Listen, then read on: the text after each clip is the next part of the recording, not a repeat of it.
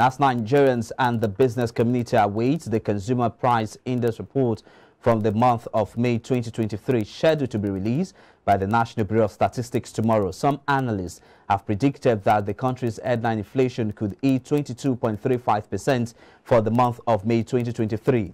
Now, this is coming after the NBS revealed that the country's headline inflation rose to a fresh 70-year high, increasing by 18 basis points to 22.22% year-on-year in April, as against the 22.04% recorded in March. They, however, attributed the surge in inflation in the month of May to price increases as a result of fuel subsidy removal, unabated insecurity, which has led to higher transportation costs. Joining me now live virtually as we do some analysis of some burning economic fundamentals amid rising inflation is an investment research and strategy analyst from Marble Capital Limited, Abdulwariz Muritala. Good morning and many thanks for joining us on the program this morning. Thank you, Mr. Manose. Thank you for having me. Let's begin the conversation with your forecast. Do you agree with the projection by some analysts that headline inflation rate will hit 22.34% for the month of May, or do you see a miraculous decline in the output of inflation? All right, thank you. So I would like to start with the reaction to the President's inaugural speech. So the removal of subsidy and the subsequent increase in PMS prices is certainly expected to keep prices elevated in the near term, of course. However, in my own opinion, I believe that the impacts of the policy or the policy reform and eventually the subsidy removal might not be substantially evident in the May inflation numbers when it is eventually released, or hopefully tomorrow. So as a result, I still expect that the headline inflation will point around the 22% near region when it is eventually, when the actual figure is released, hopefully tomorrow. However, we can actually expect the improved impact of the June on the June inflation number as a result. So I don't think it should be too surprising to see headline inflation went as high as 25 or even 26% in June, due to the impact of the subsidy removal and the anticipated festivity-induced spending expected later in the month due to the Islamic Ilayah festival coming up in the month. Now, I want to understand, with inflation defiling all monetary authority policy stance, what are the ripple effects of continuous upsurge of inflation on businesses and then the citizen, as the purchasing power of the average Nigeria continue to decline? All right, thank you. So I think I would like to start with the most obvious ones, which in my opinion, I think is higher cost and higher interest rates. So basically, the first one, this is expected to impact the business cost of operation and cost of living for individuals. So for businesses, inventory cost and overhead increases, utilities increases, and employees are also forced to even demand for higher wages when prices are elevated. So all of these rising costs stress the business, especially business or industries that have limited margins. So to the other one, I will speak to the higher interest rate or the higher cost of borrowing, so to say. Because the relationship between interest rate and inflation is positive, so that when inflation increases, interest rate follows suit. And because interest rates are the primary tools used by the monetary authorities to manage and control inflation, the higher interest rates translates into higher cost of borrowing for business that must borrow to fund working capital and investment in business expansion. So basically, business wants to fund their working capital and even invest in business expansion. They need to issue loan or even borrow.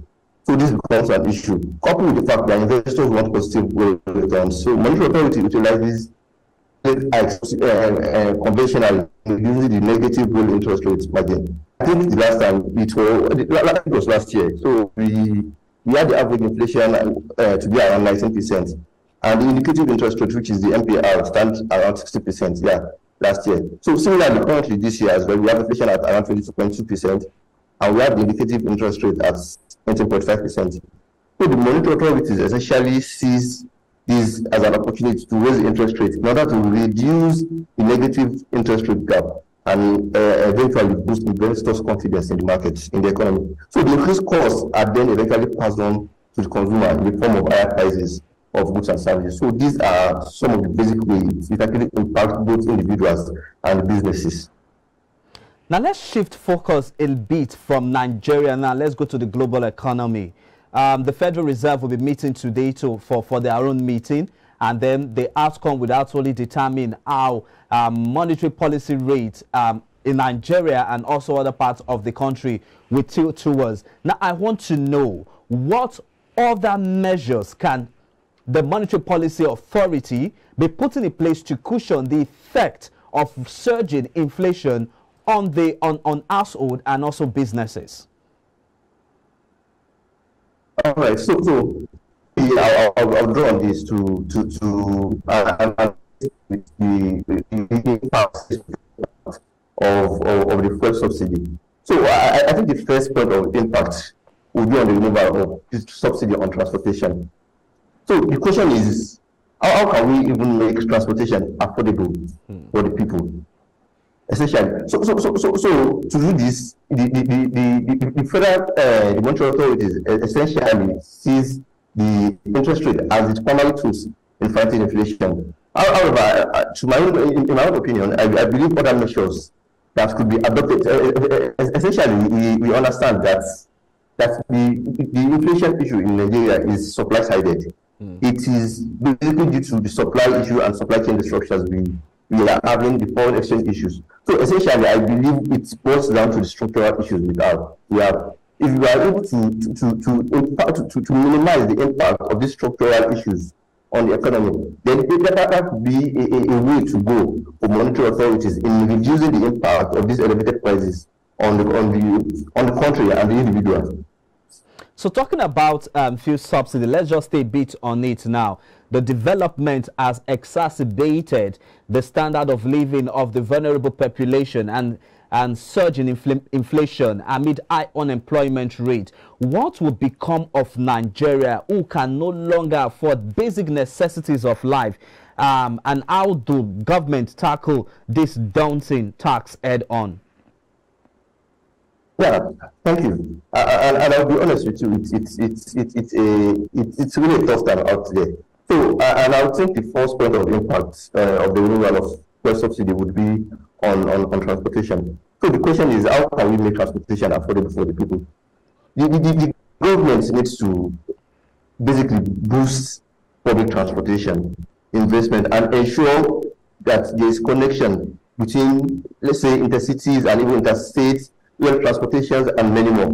The other area of impact is basically on food, and this is also due to a number of reasons, which also include transportation costs and insecurity, basically in the north.